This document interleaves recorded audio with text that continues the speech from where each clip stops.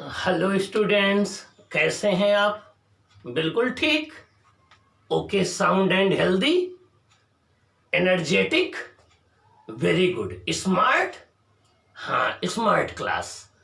देखिए, हमें पूरे क्लास को देखने से ऐसा लग रहा है कि इनमें से सभी बच्चे कुछ बनना चाहते हैं। सबके चेहरे पर कुछ बनने की ललक है, कुछ आगे बढ़ने की क्यूरियोसिटी है, कुछ नया करने की क्यूरियोसिटी है, और सब में इतना ही आगे गोल को अचीव करने की कैपेसिटी है। आपके अंदर बहुत पोटेंशियल है, आपके अंदर इनफाइनाइट कैलिबर है। बस जरूरत है उसको एक पुशअप करने की, उसको एक मेंटर मिलने की, उसको एक गाइड मिलने की। और इसके प्रीवियस क्लास में आपने जितनी एनर्जी से, जितने पेशेंस से और जितने अच्छे से आपने क्लास को सुना, क्लास के वीडियो को सुना, और हमें ज़रूर ये उम्मीद होगी कि आप लोग बहुत अच्छा करेंगे।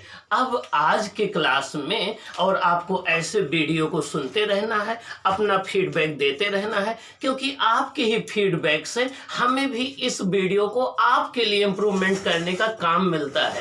क्योंकि हमें आपके लिए काम करना है, आपके फ्यूचर के लिए काम करना है, आपके करियर के लिए काम करना है, आपकी प्रोग्रेस के लिए काम करना है, आपको टॉपर बनाने के लिए काम करना है, आपको चीफ गेस्ट बनाने के लिए काम करना है, और आपको एग्जाम में तो टॉप कराना ही है। इसके प्रीवियस क्लास में बच्चों हमने डिस्कस किया फिजिक्स क्या है, फिजिक्स को डिफाइन कैसे करते हैं, और फिजिक्स में फिजिकल क्वांटिटी क्या है, साइंस क्या है। ये सारी बातें हम लोगों ने डिस्कस किया था, और ये बताया था कि साइंस क्या है, फिजिक्स को बताया था, फिजिकल क्वांटिटी को बताया था। आज उसी के आगे हम कंटिन्यू करेंगे। आपको याद होगा हमने बताया था कि हमारे नेचर में या कुदरत में होने वाली जितनी भी घटनाएं होती हैं, जितनी भी इवेंट होती हैं, या जितनी भी फिनोमेना होती हैं स्टूडेंट्स, उन्हीं की स्टडी करने का नाम फिजिक्स है। तो फिजिक्स कुछ नया नहीं है, फिजिक्स कोई टफ नहीं है, फिजिक्स तो सबसे इजी है, सबसे आसान सब्जेक्ट है, सबसे स्कोरिंग सब्जेक्ट है, और आपकी लाइफ में सबसे गहराई से जुड़ी हुई सब्जेक्ट है। तो मीन्स हमारे कुदरत में या नेचर में होने वाली डिफरेंट इवेंट्स मीन्स फिनोमेना की स्टडी करना और उनके पीछे छिपे हुए रूल्स और लॉज की स्टडी करना फिजिक्स कहलाता है। ये आपको प्रीवियस क्लास में हमने बताया था। फिर हम लोगों ने डिस्कस किया था कि फिजिक्स के फादर न्यूटन को माना जाता है। फिजिक्स वर्ड फुसिस से मिलकर बना हुआ है, जिसका अर्थ नेचर या कुदरत होता है। और फिर साइंस की बात आई थी कि साइंस एक लैटिन वर्ड है, वर्ब है, जिसका मतलब साइंटिया होता है। साइंटिया का मतलब टू नो होता है, टू नो का मतलब जानना होता है, जिसको अरेबिक में इल्म कहते हैं, जिसको संस्कृत में शास्त्र कहते हैं, जिसको हम लोग हिंदी में विज्ञान कहते हैं। ठीक ना? तो ये अलग अलग जो है वो लैंग्वेज में अलग अलग शब्द जो है वो यूज किए जाते हैं। फिर हमने कहा कि हाँ, साइंस, सभी अध्ययन का नाम साइंस नहीं हो सकता। साइंस उस स्टडी को कहेंगे, उस अध्ययन को कहेंगे जो एक सिस्टमेटिक ढंग से किया गया हो, जो एक ऑर्गेनाइज्ड तरीके से किया गया हो, जो एक रेगुलर तरीके से किया गया हो, जिसमें पहले ऑब्जर्वेशन किया गया हो, फिर उस पर एक्सपेरिमेंट किया गया हो, फिर उस पर अपने रूल्स बनाए गए हों। तो इस तरीके की स्टडी का नाम ही साइंस है। ओके, फिर हम लोगों ने साइंस के क्लासिफिकेशन पर बात किया था कि एक जो है आपका फिजिकल साइंस होता है, एक लाइफ साइंस होता है। लाइफ साइंस में दो कैटेगरी आई थी, जिसको आप जूलॉजी और बॉटनी बोले थे। जूलॉजी के फादर अरस्तु थे, बॉटनी के थियोफ्रेटस थे। फिर हम लोगों ने फिजिकल साइंस को किया था, जिसमें फिजिक्स आया था, केमिस्ट्री आया था। फिजिक्स के फादर न्यूटन कहलाए और आपका केमिस्ट्री के लेवोसिए कहलाए। फिर हम लोगों ने फिजिकल क्वांटिटी स्टडी किया था, और उस फिजिकल क्वांटिटी के आगे हम आज कंटिन्यू करने जा रहे हैं और सभी बहुत अच्छे से बैठेंगे, बहुत अच्छे से सुनेंगे, बड़े ध्यान से सुनेंगे। आप सब बड़े ही अच्छे स्टूडेंट हैं, बड़े ही ओबीडियंट स्टूडेंट हैं, बड़े ही डिसिप्लिन्ड स्टूडेंट हैं। आप वीडियो को बड़े ध्यान से सुनते हैं और सुनने के बाद सब्सक्राइब भी जरूर करते हैं, इसके लिए आपको थैंक यू। ओके, देखिए बच्चों, हम लोगों ने बात किया था, आज हमारी पहली हेडिंग है base physical quantities. Base physical quantities, base physical quantities, इसको बीपीक्यू हम बोल रहे हैं, बेस फिजिकल क्वांटिटीज। ओके, अब पहला क्वेश्चन यही उठता है कि बेस फिजिकल क्वांटिटी होती क्या है सर, इनको हम डिफाइन कैसे करें, इनको बेस क्यों कहते हैं। ये कई क्वेश्चन आपके माइंड में एराइज हो रहे होंगे, मैं समझ रहा हूं, मैं आपकी फीलिंग को देख रहा हूं क्योंकि आप टॉपर बच्चे हैं। चलो देखिए, इसका मैं आंसर आपको देने जा रहा हूं। इसके प्रीवियस क्लास में हम लोगों ने पढ़ा था कि एक बात तो फिजिकल क्वांटिटी जो होती है, हमारे आसपास जो मटेरियल है या जो सिस्टम है उनकी प्रॉपर्टीज होती हैं। क्या होती हैं? प्रॉपर्टीज होती हैं। जैसे लेंथ किसी एक ऑब्जेक्ट की प्रॉपर्टी है, डेंसिटी किसी एक ऑब्जेक्ट की प्रॉपर्टी है। तो जो ये फिजिकल क्वांटिटीज होती हैं, ये जो है हमारे आसपास जो भी मटेरियल है या जो ऑब्जेक्ट है उनकी ये प्रॉपर्टी होती हैं। क्या होती हैं? प्रॉपर्टी होती हैं। दूसरी बात, फिजिकल क्वांटिटी, हाँ, ऐसी प्रॉपर्टी जिनका हम एक्यूरेट मेजरमेंट कर सकें और जिनके टर्म्स में हम साइंस के लॉज को एक्सप्रेस कर सकें। तो अगर ये तीन बातें हैं तो वो क्वांटिटी फिजिकल क्वांटिटी कहलाएगी। क्या कहलाएगी? फिजिकल क्वांटिटी कहलाएगी। तो डिफिनेशन मैंने बताया था कि वह क्वांटिटीज जिनका एक्यूरेट मेजरमेंट किया जा सके और जिनके टर्म्स में हम साइंस के लॉज को एक्सप्रेस कर सकें, उन्हें हम फिजिकल क्वांटिटीज कहते हैं। Means those quantities that can be accurately measured and in terms of which we can express the laws of science are called physical quantities। उन्हें हम फिजिकल क्वांटिटीज कहते हैं। और ये आपके आसपास जो मटेरियल या सिस्टम पाई जाते हैं उनकी प्रॉपर्टीज होती हैं, उनकी प्रॉपर्टीज का नाम है। चलो, अब जब हम फिजिकल क्वांटिटीज का क्लासिफिकेशन करते हैं तो इसके प्रीवियस क्लास में आपने देखा था कि वो क्लासिफिकेशन कितने टाइप का था, बताइए students. First student, very good, 3 classification था। Brilliant student, genius student, okay, you are a very genius student. तो आपने 3 क्लासिफिकेशन बताया था। एक था बेस फिजिकल क्वांटिटी, एक था आपका डेराइव्ड फिजिकल क्वांटिटी, एक था supplementary physical quantity. Supplementary physical quantity का दूसरा नाम सब्सिडरी फिजिकल क्वांटिटी भी होता है। तो चाहे सब्सिडरी बोले और चाहे सप्लीमेंट्री बोले, एक ही बात है। तो कितने क्लासिफिकेशन हुए? 3। कितने हुए बच्चों? 3। मेरे साथ बोलिए, स्पीक विद मी, कितने हुए? 3। कौन कौन से? Base physical quantities, derived physical quantities and supplementary physical quantities। base physical quantities, derived physical quantities and supplementary physical quantities। तो अब सबसे पहले हम डिस्कशन स्टार्ट करते हैं बेस फिजिकल क्वांटिटीज से। आज की हेडिंग देखिए, बेस फिजिकल क्वांटिटीज है। ओके, इसको हम ब्रेन मैप के थ्रू बता रहे हैं। क्या बता रहे हैं? ब्रेन मैप के थ्रू बता रहे हैं। अब आप सोच रहे हो ये ब्रेन मैप क्या होता है? डियर स्टूडेंट्स, जब भी ब्रेन मैप के थ्रू हम कोई चीज पढ़ते हैं तो वो हमारे माइंड में परमानेंट बैठ जाता है, कभी वो भूलता नहीं, वो परमानेंट मेमोरी में चला जाता है, वो अनकॉन्शियस माइंड में चला जाता है, वो कभी फिर भूलता नहीं। इन फ्यूचर में मैं आपको टेक्निक बताऊंगा कि कैसे पढ़ो तो कोई चीज ना भूलो, फिर इन फ्यूचर बताऊंगा कि कैसे पढ़ो तो एग्जाम में टॉप कर जाओ। ओके, चलो देखो, अब सबसे पहले हम डिफाइन करते हैं कि बेस फिजिकल क्वांटिटी क्या है। क्या बेस फिजिकल क्वांटिटी क्या है? तो देखिए, हमने आपको बताया था कि जिस प्रकार से इंग्लिश में 26 ही लेटर होते हैं लेकिन उनसे बिलियन बिलियन ट्रिलियन वर्ड बनते हैं, वैसे साइंस में कुछ ऐसी क्वांटिटी होती हैं जो कि किसी दूसरे पर डिपेंड नहीं करती हैं। नंबर 1 बात, तो ये आपस में इंडिपेंडेंट होती हैं, ये इंडिपेंडेंट होती हैं। इंडिपेंडेंट होती हैं। और दूसरी बात, इन क्वांटिटी को दूसरे के टर्म में नहीं राइट कर सकते, लेकिन अदर क्वांटिटी को इनके टर्म्स में राइट कर सकते हैं, ठीक है ना। तो other quantities can be written, दूसरी क्वांटिटी को इनके टर्म में राइट किया जा सकता है। ये दो प्रॉपर्टी हो गई, एक तो ये इंडिपेंडेंट होती हैं आपस में, और दूसरा अदर क्वांटिटी को इनके टर्म्स में हम राइट कर सकते हैं या एक्सप्रेस कर सकते हैं।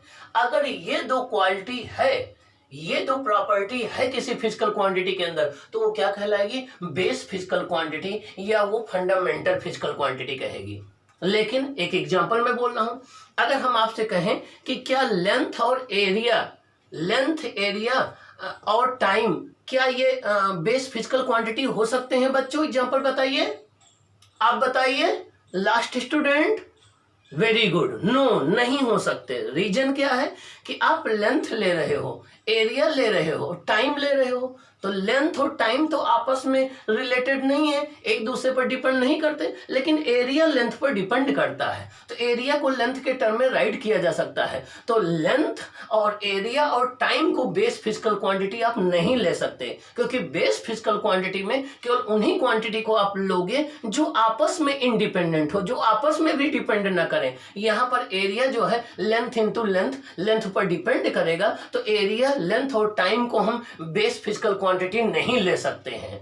ओके, समझ में आई बात? तो बेस फिजिकल क्वांटिटी में जिन क्वांटिटी का आप सिलेक्शन कर रहे हो वह आपस में डिपेंडेंट नहीं होना चाहिए, वह आपस में डिपेंडेंट नहीं होना चाहिए, ठीक है ना?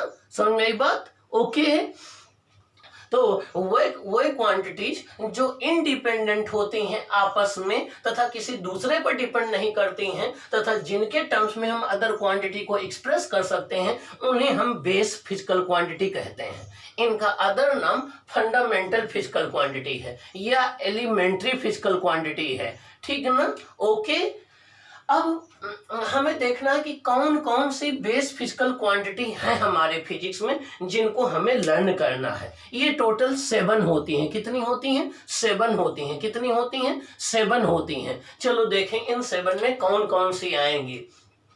तो ये एक टेबल है आपके लिए, ये टेबल नंबर 1 है। ये है बेस फिजिकल क्वांटिटी, ये है यूनिट। बीपीक्यू का मतलब हो गया बेस फिजिकल क्वांटिटी। बीपीक्यू का मतलब क्या हो गया? Base physical quantity. ये है बेस फिजिकल क्वांटिटी, ये है इसकी यूनिट, ये है सिंबल। इसको बताने के पहले हम अभी आपको यूनिट बताते हैं कि यूनिट क्या है। यूनिट देखिए, पहली बेस फिजिकल क्वांटिटी है लेंथ। क्या है? पहली बेस फिजिकल क्वांटिटी है लेंथ। क्या है? लेंथ। लेंथ की यूनिट क्या है? मीटर। लेंथ की यूनिट क्या है? मीटर। इसका सिंबल क्या है? Small M. क्या है? Small M. क्या है? Small M.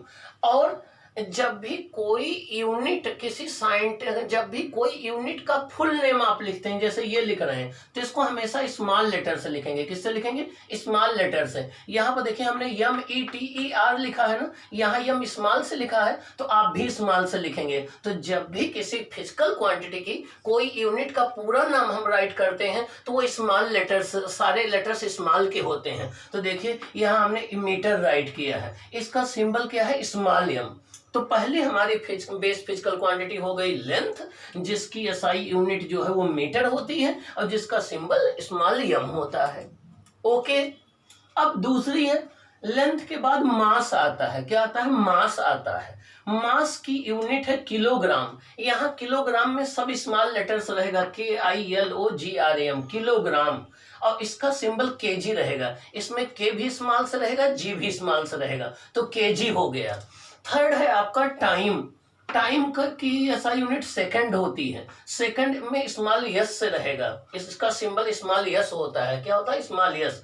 और स्मॉल यस ECOND स्मॉल से शुरू करना है, सेकंड हो गया। अगला है इलेक्ट्रिक करंट। इलेक्ट्रिक करंट की एम्पियर होती है। क्या होती है? Ampere, AMPERE। देखिए एम्पियर में हमने ए को स्मॉल लेटर से शुरू किया है और यहाँ पर सिंबल देखिए कैपिटल ए है। देखिए इसका स्मॉल है, इसका स्मॉल है, इसका स्मॉल है, इसका कैपिटल है। इसका रीजन क्या है ये चीज ध्यान से सुनिए।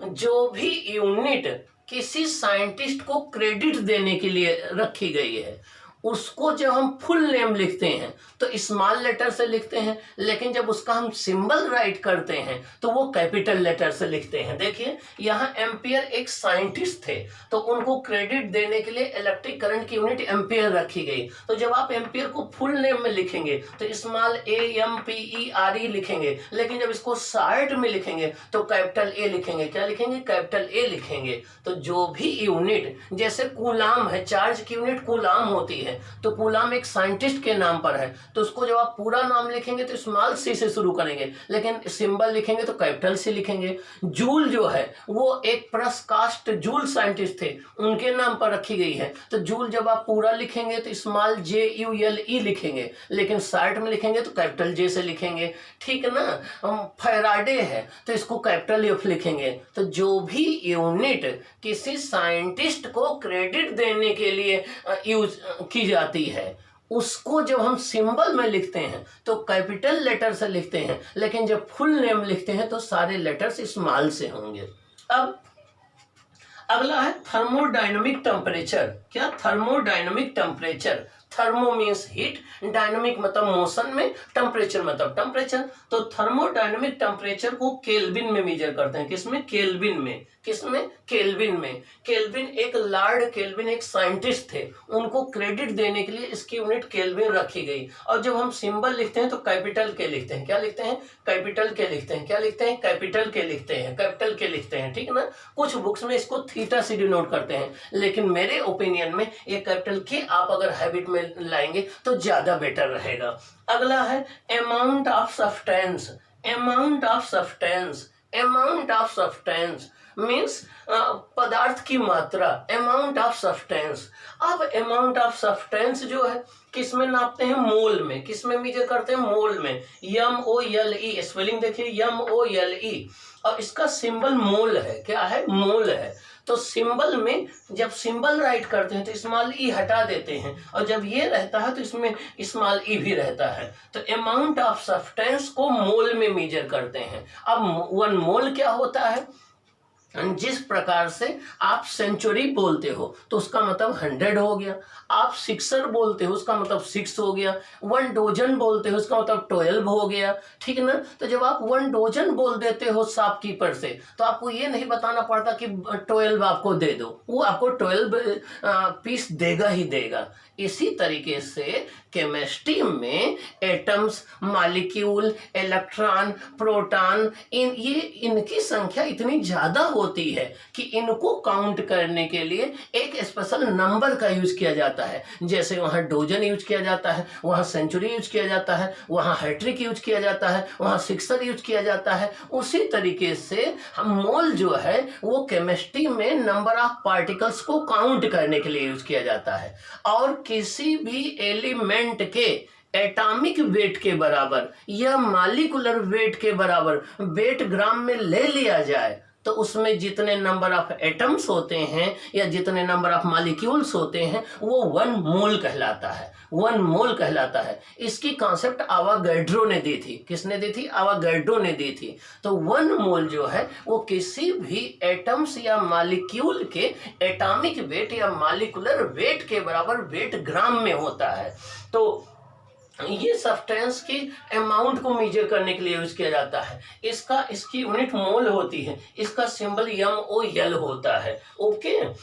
और 1 मोल में नंबर ऑफ पार्टिकल फिक्स होते हैं, वो आवागैड्रो नंबर के बराबर होते हैं। 6.022 into 10 to the power 23। 6.022 into 10 to the power 23। अगर आप इतने एटम बोलोगे तो इतने एटम होंगे, इतने मॉलिक्यूल बोलोगे तो इतने मॉलिक्यूल होंगे, इतने इलेक्ट्रॉन बोलोगे तो इतने इलेक्ट्रॉन होंगे। पार्टिकल को जरूर मेंशन कर देना जब 1 मोल कहना आप लोग। तो अब आगे देखिए, अगला है luminous intensity. Luminous intensity. Intensity का मतलब होता है ब्राइटनेस। इंटेंसिटी मतलब होता है ब्राइटनेस। ल्यूमिनस मतलब होता है, ल्यूमिनस मीन्स कितना जो है चारों ओर ब्राइटनेस है या लाइट है। तो पहले के ज़माने में जो है वो ब्राइटनेस को कैंडल जला करके, जो आप लोग कैंडल जलाते हो, कैंडल से मेजर करते थे, इसीलिए इसको कैंडेला बोलते हैं। क्या बोलते हैं? कैंडेला। तो स्पेलिंग देखिए, CANDELA है। कैंडेला CANDELA है। जब इसका हम सिंबल लिखते हैं तो स्मॉल सी और स्मॉल डी लिखते हैं, स्मॉल सी डी, ये कैंडिला का सिंबल हो गया। तो ये आपकी 7 जो है वो एसआई यूनिट हुई और ये इनके सिंबल हो गए। अब आप हमारे साथ इनके नाम बोलेंगे, सभी लोग तेज तेज बोलेंगे। पहली बेस फिजिकल क्वांटिटी क्या है? लेंथ। उसका सिंबल क्या है? मीटर। उसकी यूनिट क्या है? मीटर। उसका सिंबल क्या है? स्मॉलियम। दूसरी फिजिकल क्वांटिटी क्या है स्टूडेंट्स बताइए? दूसरी क्वांटिटी क्या है? मास। Very good. उसकी एसआई यूनिट क्या है? किलोग्राम। उसका सिंबल क्या है? केजी। उसका सिंबल क्या है? केजी। थर्ड बताइए इलेक्ट्रिक करंट। थर्ड क्या है? टाइम। थर्ड क्या है? टाइम। उसकी एसआई यूनिट क्या है? सेकंड। उसकी एसआई यूनिट क्या है? सेकंड। इसका सिंबल क्या है? Small S. इसका सिंबल क्या है? Small S. अगला बताइए स्टूडेंट इलेक्ट्रिक करंट। अगला क्या है? Electric current. इसकी एसआई यूनिट क्या है? एम्पियर। इसकी एसआई यूनिट क्या है? एम्पियर। किसके नाम पर रखी गई? एम्पियर के नाम पर। किसके नाम पर रखी गई? एम्पियर के नाम पर। इसको सिंबल क्या है? Capital A. इसका सिंबल क्या है? Capital A. क्यों? साइंटिस्ट के नाम पर रखी गई है। अगला क्या है? Thermodynamic temperature. अगला क्या है? Thermodynamic temperature. इसके एसआई यूनिट क्या है? केल्विन। इसके एसआई यूनिट क्या है? केल्विन। केल्विन को किससे डिनोट करते हैं? कैपिटल के से। किससे डिनोट करते हैं? कैपिटल के से। क्यों? ये लॉर्ड केल्विन के नाम पर रखी गई। क्यों ये लॉर्ड केल्विन के नाम पर रखी गई? अगला क्या है? Amount of substance. क्या है बच्चों? Amount of substance. क्या है बच्चों? Amount of substance. किस में मेजर करते हैं? मोल में। किस में मेजर करते हैं? मोल में। ये सिंबल क्या है? मोल। यल में से ई हट जाएगा। अगला क्या है? Luminous intensity. अगला क्या है बच्चों? Luminous intensity. जोर से बोलो ल्यूमिनस इंटेंसिटी, और जोर से बोलो luminous intensity. Very good. Luminous intensity. इसकी ऐसा यूनिट क्या है? कैंडिला। इसके ऐसा यूनिट क्या है? कैंडिला। किस में मेजर करते हैं? सीडी में। किस में मेजर करते हैं? सीडी में। ओके, तो अब आपको याद रखना है length, mass, time. Length, mass, time, electric current, thermodynamic temperature, amount of substance, luminous intensity. Length, mass, time, electric current, thermodynamic temperature, amount of substance, luminous intensity. फिर यूनिट में मीटर, किलोग्राम, सेकंड, एम्पियर, मोल, kelvin, मोल और कैंडिला। ये इनके जो है unit हो गए। तो ये आपके रहे बेस फिजिकल क्वांटिटी और उनकी यूनिट और उनके सिंबल। ये आपको लर्न रखना है, इसको आपको अपने नोट में नोट कर लेना है और लर्न कर लेना है। इंपॉर्टेंट ये है। ओके, लर्न हो गया सभी बच्चों को? रेज योर हैंड, हाथ उठाइए। हाँ, आगे वाले बच्चे बताएं। हाँ, साइड के बच्चे सभी बताएं। हाँ, very good, very brilliant student. आप सबकी बड़ी शार्प मेमोरी के हैं आप लोग। वेरी गुड, आपको लर्न हो गया। अब हम चलो नेक्स्ट डिस्कस करते हैं। अब ब्रेन मैप में देखो अगली चीज आई है यूनिट। क्या है? यूनिट। अब यूनिट क्या होती है? यूनिट को हम आपको डिस्कस करने जा रहे हैं। देखिए यूनिट क्या होती है। अब कोई भी फिजिकल क्वांटिटी का जब आप मेजरमेंट करते हैं, कोई भी जब आप फिजिकल क्वांटिटी का मेजरमेंट करते हैं, किसी भी फिजिकल क्वांटिटी का जब आप मेजरमेंट करते हैं तो एक क्वेश्चन अराइज होता है कि सपोज कर लो किसी के आपने लेंथ मेजर किया, किसी के आपने मास मेजर किया, किसी का आपने टेम्परेचर मेजर किया, किसी का आपने इलेक्ट्रिक करंट मेजर किया, किसी का आपने अमाउंट ऑफ सब्सटेंस मेजर किया। अब मेजर करने के बाद उसको एक्सप्रेस किस में करें, उसको हम राइट किस में करें, उसको हम लिखें किस में?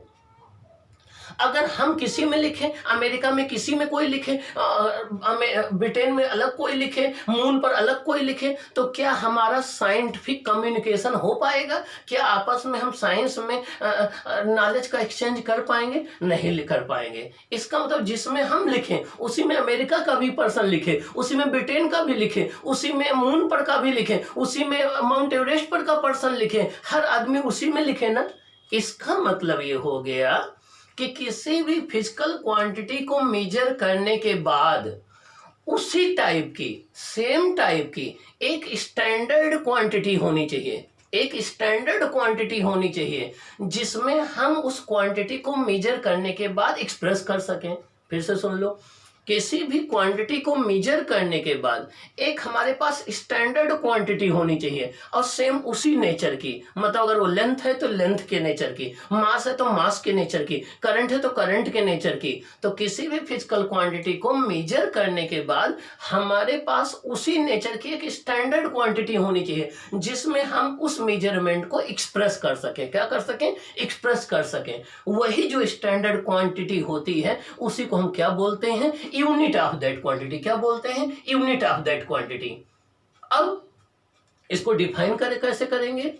a standard quantity of the same nature, a standard quantity of the same nature in which we can expressed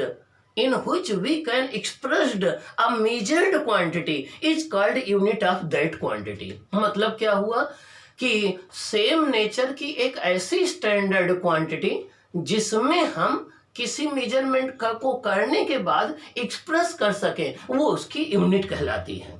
वो क्या कहलाती है? उसकी यूनिट कहलाती है। जैसे हम लेंथ को मेजर किए तो उसकी स्टैंडर्ड यूनिट 1 मीटर है, तो हम उसको मीटर में एक्सप्रेस करते हैं। मास को हमने मेजर किया, उसकी स्टैंडर्ड यूनिट 1 kg है, तो kg में हम एक्सप्रेस करते हैं। करंट को मेजर किया तो उसकी स्टैंडर्ड 1 एम्पियर है, उसको हम एम्पियर में मेजर करते हैं। तो मीन्स हर एक ये जो 7 बेस क्वांटिटी है, इन सब की एक स्टैंडर्ड क्वांटिटी डिसाइड की गई है।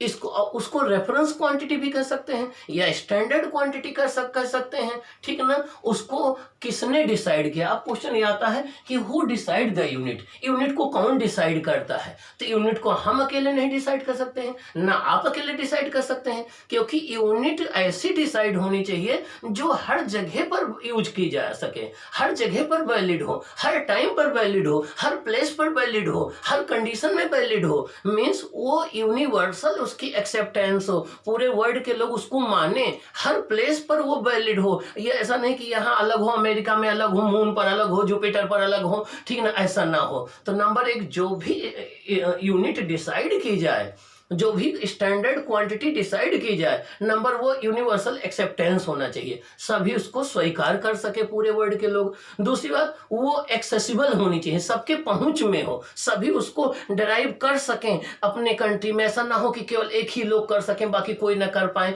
तो फिर सबके लिए वो अवेलेबल ना हो। तो सबकी पहुंच में हो, इजिली एक्सेसिबल हो सबके। तीसरी बात, वो टाइम के साथ, प्लेस के साथ, टेम्परेचर के साथ, प्रेशर के साथ चेंज ना हो। It should be invariable. ये इनवेरिएबल होना चाहिए। मीन्स टेम्परेचर के साथ, प्लेस के साथ और जगह के साथ इसमें चेंज ना हो। ऐसा ना हो इंडिया में अलग है और जो है वो जापान में वो अलग हो जाए। तो प्लेस के साथ उसमें चेंज ना हो, वो एक्सेसिबल हो, इजिली अवेलेबल हो, और टाइम प्लेस के साथ चेंज ना हो, यूनिवर्सल वो एक्सेप्टेंस हो, ठीक ना, और कन्वीनियंट साइज की हो ना हो। ऐसा ना हो कि आप वाटर का थर्मामीटर बनाने लगे या वाटर का बैरोमीटर बनाने लगे तो 38 फीट हाइट का आपको बैरोमीटर बनाना पड़ेगा, वो कन्वीनियंट साइज का नहीं है। तो कन्वीनियंट साइज की हो, तो जो भी स्टैंडर्ड यूनिट ऑफ, जो भी स्टैंडर्ड क्वांटिटी डिसाइड हो, उसमें ये प्रॉपर्टीज होनी चाहिए। वो कन्वीनियंट साइज की हो, वो यूनिवर्सल एक्सेप्टेंस हो, वो इजिली एक्सेसिबल हो, और वो टाइम के साथ, प्लेस के साथ, टेम्परेचर के साथ चेंज ना हो। ऐसी जो स्टैंडर्ड क्वांटिटी डिसाइड की जाती है उसी को हम क्या बोलते हैं? यूनिट। क्या बोलते हैं बच्चों? यूनिट। क्या बोलते हैं बच्चों? यूनिट। अब क्वेश्चन ये उठता है कि कौन डिसाइड करता है इसको?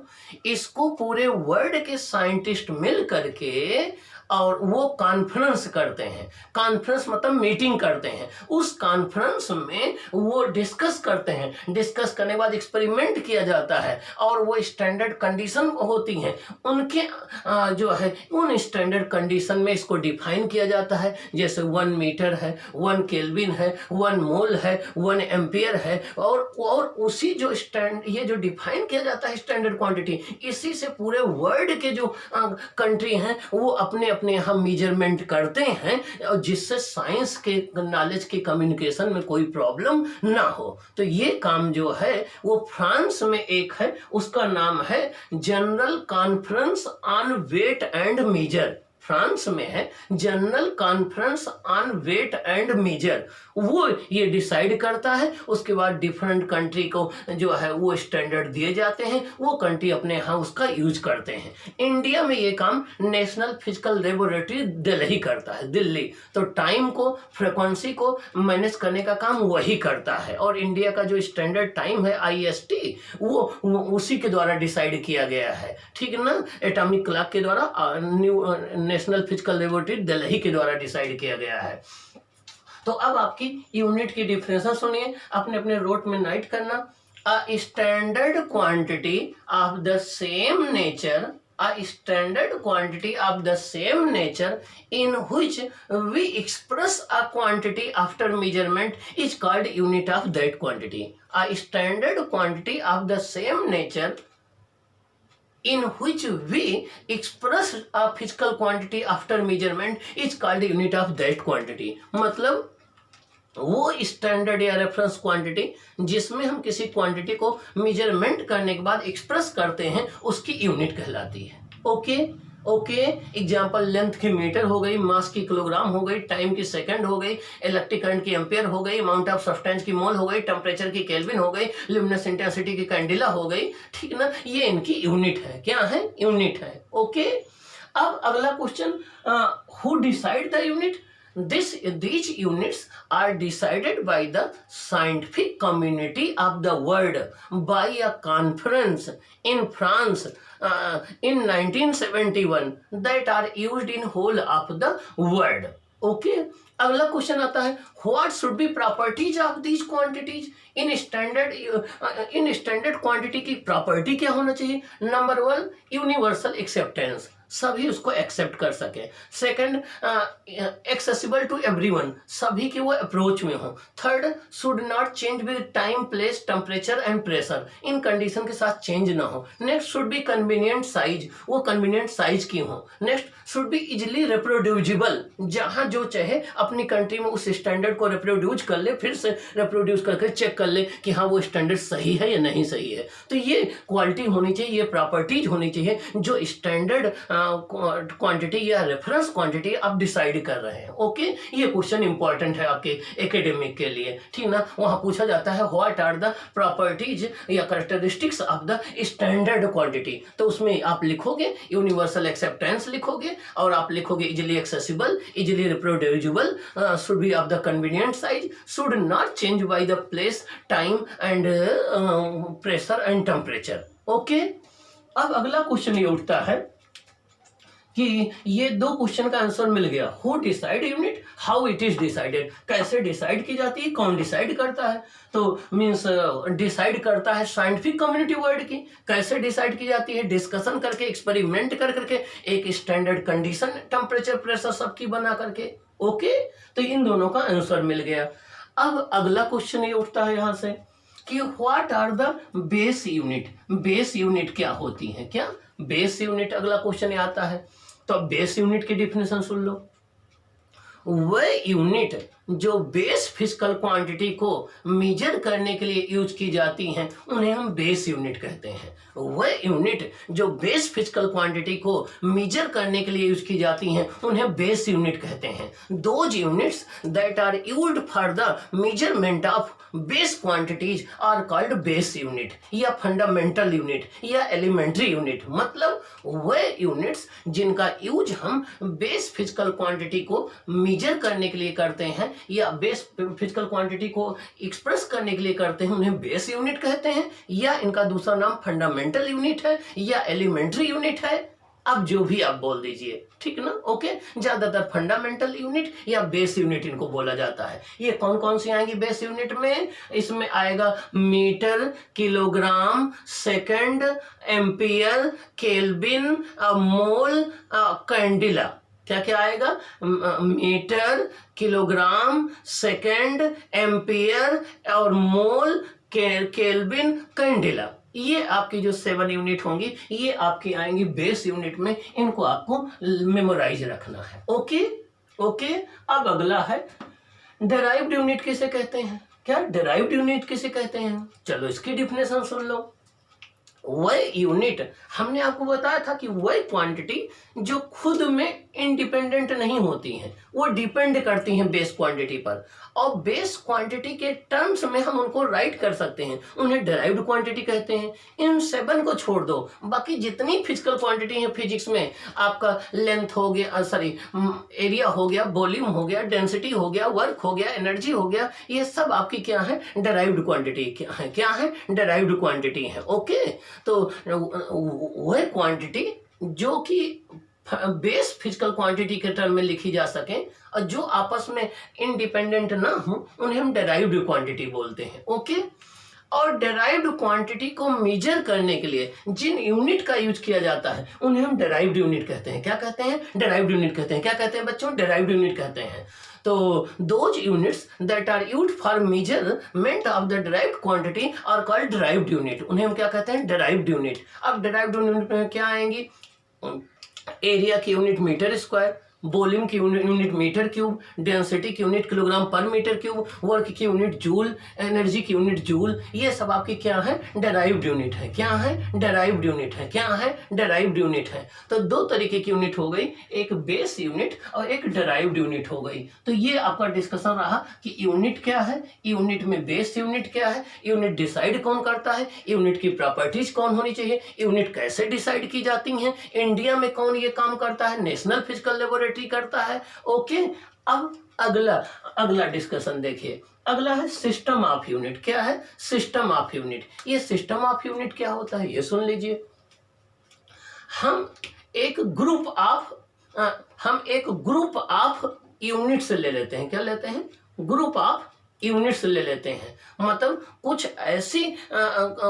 कुछ ऐसी बेस क्वांटिटी का ग्रुप बना लेते हैं, कुछ हम एक बेस क्वांटिटी का ग्रुप बना लेते हैं, उस ग्रुप में हम अदर क्वांटिटी को एक्सप्रेस करते हैं, तो उन्हें सिस्टम ऑफ यूनिट कहते हैं। तो आप ऐसा कर सकते हो, a group of a complete set of units, a complete set of units including both base unit and derived unit is called system of unit। मतलब क्या हुआ कि एक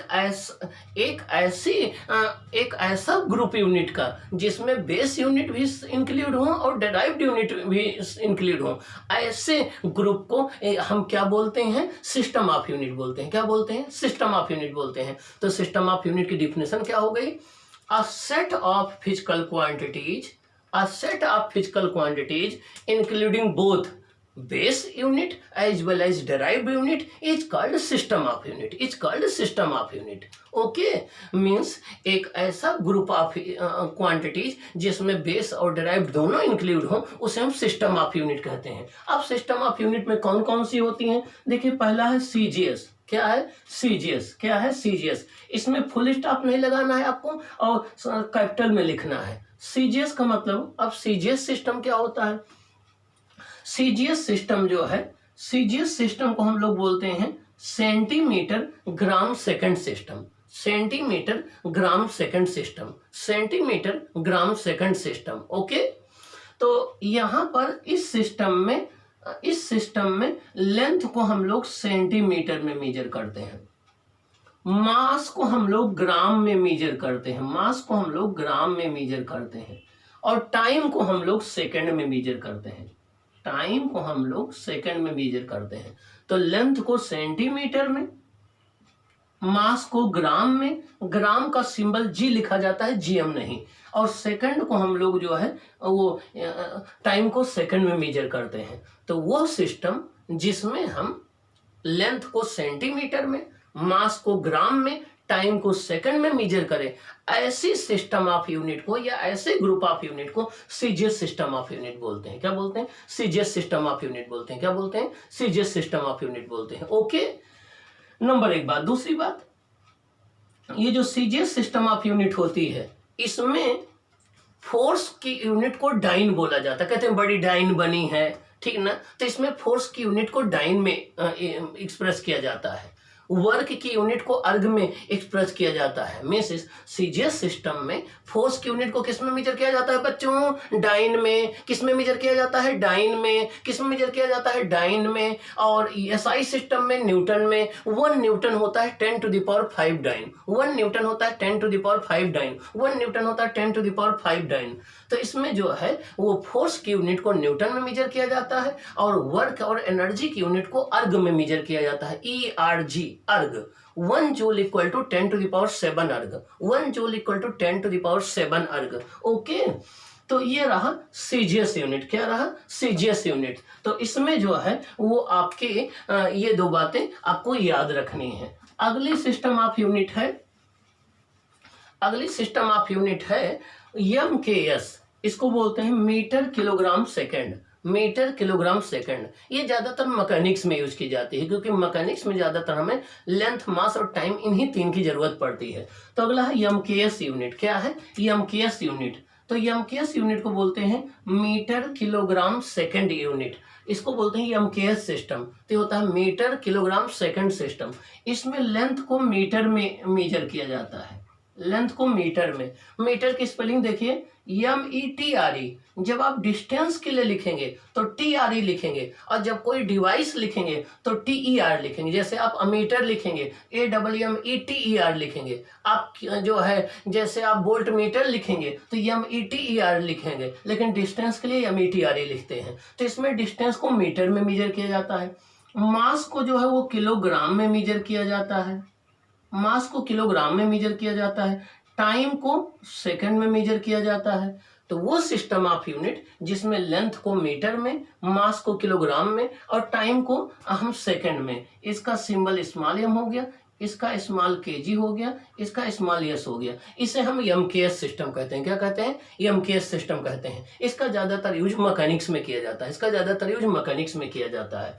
और MKS सिस्टम में फोर्स को न्यूटन में और वर्क को जूल में मेजर किया जाता है। ओके, अब अगला है आपका FPS सिस्टम। क्या है? FPS system.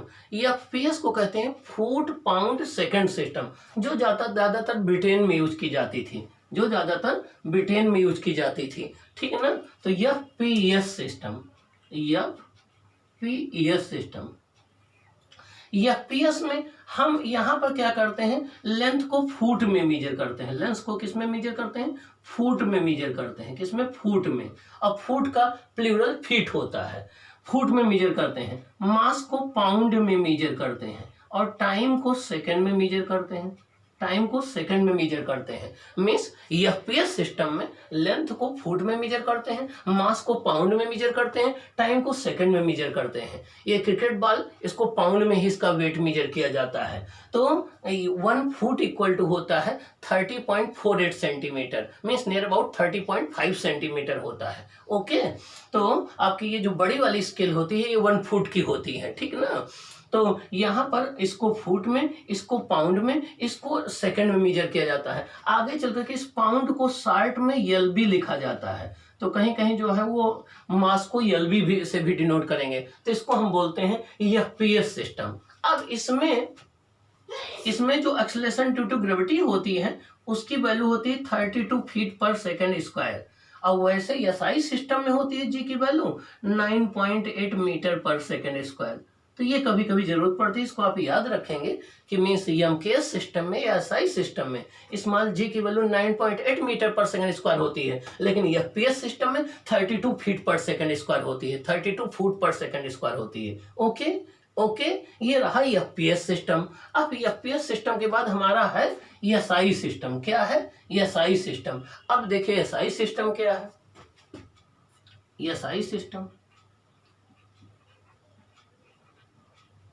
SI सिस्टम अभी तक जो भी आपने सिस्टम स्टडी किया, चाहे वो CGS सिस्टम ऑफ यूनिट हो, चाहे MKS सिस्टम ऑफ यूनिट हो, चाहे FPS सिस्टम ऑफ यूनिट हो, वो जो है अलग अलग टाइम पर अलग अलग कंट्री के द्वारा यूज किए जाते थे।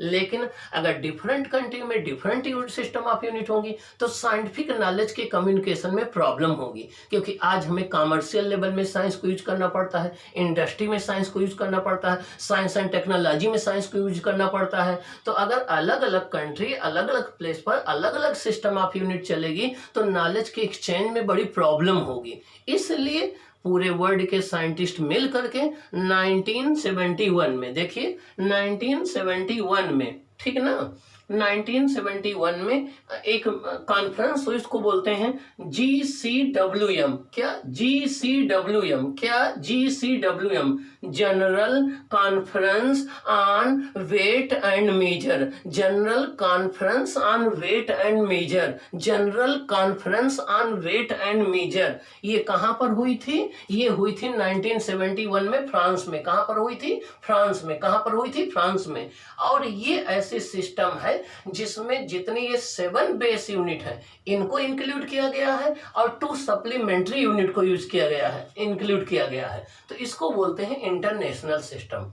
तो वो सिस्टम जो कि पूरे वर्ल्ड के द्वारा यूज की जाती है, इंटरनेशनल लेवल पर यूज की जाती है, जिसका यूज हम कॉमर्स में, ट्रेड में और साइंटिफिक कम्युनिकेशन में, साइंटिफिक नॉलेज में, इंडस्ट्री में करते हैं, उसे हम SI सिस्टम बोलते हैं। इसका पूरा नाम इंटरनेशनल सिस्टम है। ये इसमें आपकी 7 बेस यूनिट इंक्लूड की गई हैं, आपकी 7 इसमें बेस यूनिट इंक्लूड की गई हैं और 2 जो है वो सप्लीमेंट्री यूनिट इंक्लूड की गई हैं इसमें। और ये 1971 में डिसाइड हुई थी। तो वो सिस्टम जिसमें 7 बेस यूनिट और 2 सप्लीमेंट्री यूनिट इंक्लूड की गई हैं, जिसका यूज हम पूरे वर्ल्ड में करते हैं, जो कि कॉमर्स में, ट्रेड में, साइंटिफिक कम्युनिकेशन में, इन सब में यूज की जाती है, उसे इंटरनेशनल सिस्टम कहते हैं। और इस इंटरनेशनल सिस्टम की खास बात क्या है कि इसमें हम जो है डेसिमल सिस्टम का यूज करते हैं। क्या? डेसिमल सिस्टम का यूज करते हैं। तो इसलिए एक का दूसरे में कन्वर्जन या एक को दूसरे में चेंज करना आसान होता है, एक को दूसरे में चेंज करना आसान होता है। इसलिए हम इसमें 10 की प्लस पावर और 10 की माइनस पावर यूज करते हैं। 10 की प्लस पावर को हम मल्टीपल्स बोलते हैं, 10 की माइनस पावर को सब मल्टीपल्स बोलते हैं। तो इसमें हम डेसिमल सिस्टम का यूज करते हैं, जिससे कि कन्वर्जन आपस में इजी हो जाए एक दूसरे में। और ये पूरे बुक में आपको यही SI इंटरनेशनल सिस्टम ही यूज करना है। और आपको अभी से हैबिट बना लेना है स्टूडेंट्स कि आपको जब भी कोई यूनिट राइट करना है SI सिस्टम में राइट करना है। अभी से हैबिट बना लोगे तो आगे आपके IIT के लिए, मेडिकल के लिए और KVPY के लिए और NDA के लिए, आर्मी ऑफिसर के लिए, जो भी कॉम्पिटिटिव एग्जाम होगा वहां आपके लिए आसानी हो जाएगी। ओके, तो ये कहलाता है SI सिस्टम या इंटरनेशनल सिस्टम। ओके, ये हमारे रहे सिस्टम ऑफ यूनिट्स। अब अगला क्वेश्चन ये उठता है कि ये जो डिफरेंट स्टैंडर्ड डिसाइड किए गए या रेफरेंस क्वांटिटी डिसाइड की गई, ठीक ना। अब देखिए मेजरमेंट है क्या? Measurement is basically a comparison. अब मेजरमेंट क्या है? सपोज कर लो आपको लेंथ मेजर करना है, तो स्टैंडर्ड यूनिट जो लेंथ की डिसाइड की गई हो 1 मीटर डिसाइड की गई। कितनी डिसाइड की गई है? 1 मीटर। इसको साइंटिफिक कम्युनिटी ने डिसाइड किया है। अब आपने अगर किसी भी मीटर, किसी भी लाइन की लेंथ मेजर की, सपोज कर लो इसकी लेंथ आपने मेजर की, ये आई आपकी 2 मीटर। क्या आई? 2 मीटर। क्या आई? 2 मीटर। तो अब सिंपली आपने क्या किया? स्टैंडर्ड यूनिट तो आपकी स्टैंडर्ड क्वांटिटी क्या है? 1 मीटर। और इसकी लेंथ इसका कितने टाइम्स है? 2 टाइम्स है ना। क्या है? 2 टाइम्स है। तो हमने क्या किया? सिंपली इसकी लेंथ को इससे कंपेयर कर लिया, ये इसकी 2 टाइम्स है। इसी को कहते हैं मेजरमेंट। हम कहते हैं मैं आपसे 2 टाइम्स टॉलर हूं, हम कहते हैं हम आपसे 3 टाइम्स इंटेलिजेंट हूं। तो ये क्या कर रहे हैं? हम कंपैरिजन कर रहे हैं ना। क्या कर रहे हैं? कंपैरिजन कर रहे हैं ना। तो वही यहां पर क्या हो रहा है कि ये जो स्टैंडर्ड क्वांटिटी है ये 1 मीटर है और इसकी लेंथ को हम इससे कंपैरिजन कर रहे हैं, तो हम कह रहे हैं इसकी लेंथ इसका 2 टाइम्स है, मतलब 2 गुना है। तो ये क्या है? कंपैरिजन है। तो measurement is basically a comparison. Measurement is basically a comparison of the given physical quantity with the standard quantity of the same type. measurement is basically the comparison of a given physical quantity, the comparison of a given physical quantity, यहाँ given physical quantity क्या है, length, with the standard quantity of the same type। ऐसा ना हो कि length की comparison मास से करो, लेंथ की कंपेरिजन टाइम से करो। लेंथ की है तो लेंथ से ही कंपेयर करना है, मास है तो मास से ही कंपेयर करना है, टाइम है तो टाइम से ही कंपेयर करना है। तो measurement is basically the comparison of A given physical quantity with the standard quantity of the same nature. मतलब मेजरमेंट या मापन जो है बेसिकली एक गिवन फिजिकल क्वांटिटी की स्टैंडर्ड रेफरेंस क्वांटिटी से एक कंपेरिजन है। क्या है? कंपेरिजन है। अगर आप कहते हो किसी चीज की लेंथ 2 मीटर है, इसका मतलब लेंथ की जो स्टैंडर्ड यूनिट है 1 मीटर है, वो इसमें 2 टाइम्स इंक्लूड है। आप कहते हो किसी चीज का मास 5 kg है, इसका मतलब स्टैंडर्ड यूनिट 1 kg है, वो इसका 5 टाइम्स है। आप कहते हो स्टैंडर्ड टेम्परेचर 20 केल्विन है, इसका मतलब स्टैंडर्ड यूनिट 1 केल्विन है, वो इसका 20 टाइम्स है। तो measurement is basically the comparison of a given physical quantity with the standard quantity of the same nature। ये बात समझ में आई बच्चों? जोर से बोलो, जोर से बोलो। लास्ट के स्टूडेंट, मिडिल के स्टूडेंट, आगे वाले बच्चे सभी बोलें। समझ में आई मेजरमेंट क्या है? मेजरमेंट एक कंपैरिजन है। मेजरमेंट क्या है? कंपैरिजन है। किसकी? गिवन फिजिकल क्वांटिटी की। किससे? स्टैंडर्ड क्वांटिटी से। किससे? स्टैंडर्ड क्वांटिटी से। किस? उसी नेचर के, सेम नेचर के। तो measurement is basically a comparison of the given physical quantity with the standard quantity of the same nature. Measurement is basically a comparison of a given physical quantity with the standard quantity of the same nature। मतलब okay, ये measurement की definition हुई, ये measurement की definition हुई। अब जब आप कोई भी मेजरमेंट करते हैं, जब कोई भी मेजरमेंट आप करते हैं तो मेजरमेंट करने के बाद उस मेजरमेंट को राइट करना होता है। जब कोई भी मेजरमेंट आप लोग करते हैं तो उस मेजरमेंट को राइट करना होता है। तो कोई भी फिजिकल क्वांटिटी जब आप राइट करते हैं, कोई भी फिजिकल क्वांटिटी आप राइट करते हैं तो उसमें 2 चीजें होती हैं, ठीक ना। सपोज कर लो आपने एक फिजिकल क्वांटिटी राइट किया 2 मीटर, तो यहाँ पर 2 चीजें हैं। देखिए ये 2 चीजों से मिलकर बनी है। इसमें एक है 2 और एक है मीटर। तो ये तो हो गई न्यूमेरिकल वैल्यू, ये तो हो गई इसकी न्यूमेरिकल मेजर, और ये हो गई इसकी यूनिट। तो एक हो गई न्यूमेरिकल वैल्यू, एक हो गई न्यूमेरिकल वैल्यू, और एक हो गया ये यूनिट।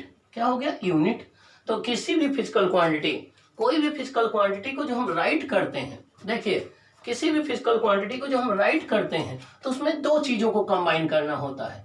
एक उसकी न्यूमेरिकल वैल्यू को, एक उसकी न्यूमेरिकल वैल्यू को, जिसको हम यहाँ स्मॉल n से डिनोट कर रहे हैं। जैसे अभी हमने कहा 2 मीटर, तो यहाँ 2 हो गया। एक इसकी यूनिट को, एक इसकी यूनिट को, इन दोनों को जब हम कंबाइन कर देते हैं तो फिजिकल क्वांटिटी मिल जाती है। तो कोई भी फिजिकल क्वांटिटी अगर यूनिट को हम यू से डिनोट करें तो कोई भी फिजिकल क्वांटिटी होती है n इंटू यू। मतलब जब न्यूमेरिकल वैल्यू और यूनिट को कंबाइंड कर दिया जाए तो ये फिजिकल क्वांटिटी बन जाती है। क्या बन जाती है? फिजिकल क्वांटिटी बन जाती है। जैसे एग्जांपल हमने लिखा 2 मीटर, तो यहाँ 2 न्यूमेरिकल वैल्यू है तो मीटर यूनिट है। अब एक बात और ध्यान रखना है, हमने एक फिजिकल क्वांटिटी लिखा, ये पहली बात समझ में आ गई। तो ये बात फिर से सुन लो, किसी भी फिजिकल क्वांटिटी को राइट करने के लिए हमें 2 थिंग्स की रिक्वायरमेंट होती है, 2 चीज़ों की रिक्वायरमेंट होती है। एक उसकी न्यूमेरिकल वैल्यू की, एक उसकी यूनिट की।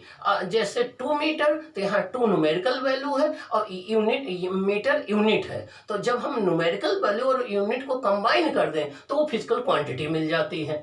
अब कोई physical quantity equal to n into u. अब एक बड़ा इंपॉर्टेंट कॉन्सेप्ट यहाँ पर आपको ध्यान रखना है। देखिए सपोज कर लो हमने कोई फिजिकल क्वांटिटी लिखा, सपोज कर लो हमने कोई फिजिकल क्वांटिटी लिखा 2 मीटर। क्या लिखा? 2 मीटर। अब यहाँ पर न्यूमेरिकल वैल्यू कितनी है? देखिए ये मीटर जो है एसआई सिस्टम है, ये आपका एमकेएस सिस्टम है, मान लो ये एमकेएस सिस्टम है। अब इसको हम लिख सकते हैं 200 सेंटीमीटर, इसको हम लिख सकते हैं 2000 मीटर। अब आप देखिए यहाँ पर न्यूमेरिकल वैल्यू कितनी है? 2 है। यूनिट क्या है? यूनिट क्या है बच्चों बोलिए? मीटर है। यहाँ पर न्यूमेरिकल वैल्यू क्या है? 2, यूनिट क्या है? मीटर है। यहाँ पर देखिए न्यूमेरिकल वैल्यू कितनी हो गई? 200, और यूनिट क्या हो गई, सेंटीमीटर। यहां पर देखिए न्यूमेरिकल वैल्यू क्या है, ये है आपकी 2000 और यूनिट क्या है, मिलीमीटर। क्या है, मिलीमीटर। क्या है, मिलीमीटर। अब आप देखिए, पहले न्यूमेरिकल वैल्यू 2 थी, फिर 200 हो गई, फिर 2000 हो गई। यूनिट पहले मीटर थी, फिर सेंटीमीटर, फिर मिलीमीटर। लेकिन फिजिकल क्वांटिटी तो वही रहेगी ना, उसका मैग्नीट्यूड तो नहीं चेंज होगा ना। हाँ, मैग्नीट्यूड क्या होता है, किसी भी फिजिकल क्वांटिटी के न्यूमेरिकल वैल्यू और यूनिट को मिला करके उसका मैग्नीट्यूड कहलाता है। किसी भी फिजिकल क्वांटिटी के न्यूमेरिकल वैल्यू और उसकी यूनिट मिल करके उसका मैग्नीट्यूड कहलाता है। तो ये 2 मीटर का जो मैग्नीट्यूड है यही 200 सेंटीमीटर है, यही 2000 मिलीमीटर है। ये क्या है, एमकेएस सिस्टम में, ये क्या है, सीजीएस सिस्टम में। इसका मतलब ये हो गया कि जब भी हम किसी फिजिकल क्वांटिटी को एक सिस्टम से दूसरे सिस्टम में राइट करते हैं तो उसका मैग्नीट्यूड नहीं चेंज होता है। जब भी किसी एक फिजिकल क्वांटिटी को एक सिस्टम से दूसरे सिस्टम में राइट करते हैं तो उसका मैग्नीट्यूड नहीं चेंज होता है। केवल क्या चेंज होता है, देखिए, यूनिट चेंज हो सकती है, उसकी न्यूमेरिकल वैल्यू चेंज हो सकती है, लेकिन मैग्नीट्यूड नहीं चेंज होगा। यूनिट चेंज हो सकती है, उसकी न्यूमेरिकल वैल्यू चेंज हो सकती है, लेकिन कभी भी मैग्नीट्यूड नहीं चेंज होगा। 2 मीटर जितना होगा वही 200 सेंटीमीटर होगा, वही 2000 मिलीमीटर होगा। और देखिए, जैसे जैसे यूनिट हम छोटी करते गए, मीटर से सेंटीमीटर फिर मिलीमीटर, वैसे वैसे न्यूमेरिकल वैल्यू बढ़ता गया, 2 से 200 फिर 2000। इसका मतलब ये हो गया कि किसी फिजिकल क्वांटिटी के का जो न्यूमेरिकल वैल्यू है उसके यूनिट के इनवर्सली प्रोपोर्शनल में होता है। किसी भी फिजिकल क्वांटिटी की जो न्यूमेरिकल वैल्यू है उसके यूनिट के इनवर्सली प्रोपोर्शनल में है। जैसे जैसे आप न्यूमेरिकल वैल्यू बढ़ाते जाएंगे यूनिट कम होती जाएगी, न्यूमेरिकल वैल्यू कम करते जाएंगे यूनिट बढ़ती जाएगी, लेकिन इन सबका प्रोडक्ट जो है वो कांस्टेंट होगा। क्या होगा, इन सबका प्रोडक्ट क्या होगा, कांस्टेंट होगा, क्योंकि वो फिजिकल क्वांटिटी का मैग्नीट्यूड तो नहीं चेंज होगा ना, फिजिकल क्वांटिटी का मैग्नीट्यूड तो नहीं चेंज होगा ना। इसको बोलते हैं प्रिंसिपल ऑफ होमोजेनिटी। क्या बोलते हैं, प्रिंसिपल ऑफ होमोजेनिटी। क्या बोलते हैं, प्रिंसिपल ऑफ होमोजेनिटी। तो अगर आपके पास दो सिस्टम ऑफ यूनिट हो, एक में एक फिजिकल क्वांटिटी की न्यूमेरिकल वैल्यू n1 हो, उसकी यूनिट u1 हो, दूसरे में उसकी न्यूमेरिकल वैल्यू n2 हो और यूनिट u2 हो, तो हम इसको राइट कर सकते हैं n1 u1 equal to n2 u2। Okay, इस फॉर्मूले से आप जो है किसी एक गिवन फिजिकल क्वांटिटी को एक सिस्टम से दूसरे सिस्टम में चेंज कर सकते हैं। जैसे आपसे कहा जाए कि जी की वैल्यू 9.8 मीटर पर सेकंड स्क्वायर होती है ये साई सिस्टम में, बताइए सीजीएस सिस्टम इसकी वैल्यू क्या होगी। इस फॉर्मूले से आप कर सकते हैं। आपसे कहा जाए कि वर्क की यूनिट जूल होती है एसआई सिस्टम में, जूल को सीजीएस सिस्टम अर्ग में कन्वर्ट करिए, आप यहाँ से चेंज कर सकते हैं। आपसे कहा जाए कि फोर्स की एसआई सिस्टम या एमकेएस सिस्टम यूनिट न्यूटन होती है और सीजीएस सिस्टम में डाइन होती है, 1 newton equal to how much dyne, इससे आप डिराइव कर सकते हैं। तो जब भी एक फिजिकल क्वांटिटी को एक सिस्टम ऑफ यूनिट से दूसरे सिस्टम ऑफ यूनिट में कन्वर्ट करना हो तो हम प्रिंसिपल ऑफ होमोजेनिटी का यूज करते हैं। वहां इस कॉन्सेप्ट का यूज करते हैं कि किसी एक सिस्टम ऑफ यूनिट से दूसरे सिस्टम ऑफ यूनिट में जाने पर फिजिकल क्वांटिटी का मैग्नीट्यूड नहीं चेंज होता है। हाँ, उसकी न्यूमेरिकल वैल्यू चेंज हो सकती है, यूनिट चेंज हो सकती है, लेकिन दोनों का प्रोडक्ट कांस्टेंट रहेगा। ये बात समझ में आया बच्चों, बिल्कुल क्लियर हो गया। Very good student. तो आपको ये सारी बातें ध्यान से सुनना है, फिर इसको बार बार सुनना है, फिर इसका नोट बनाना है, नोट बना करके इसको अपने परमानेंट मेमोरी में फीड कर लेना है। आप सभी ब्रिलियंट स्टूडेंट हो और फिर एग्जाम में आपको राइट करना है, कंपटीशन में राइट कर देना है और टॉप करना है। अगर फिर भी ना समझ में आए तो आपको अपने physics Guru physics genius channel by doctor UK Mishra के चैनल पर जाना है, वहां पर इसको वीडियो को बार बार सुनना है, फिर सब्सक्राइब करना है, जिससे हम आपके लिए फिर एक और नई कॉन्सेप्ट, एक नए क्वेश्चन के साथ फिर नेक्स्ट क्लास में मिलें और आपको आने वाले टाइम में फ्यूचर के टॉपर बनाएं। ओके।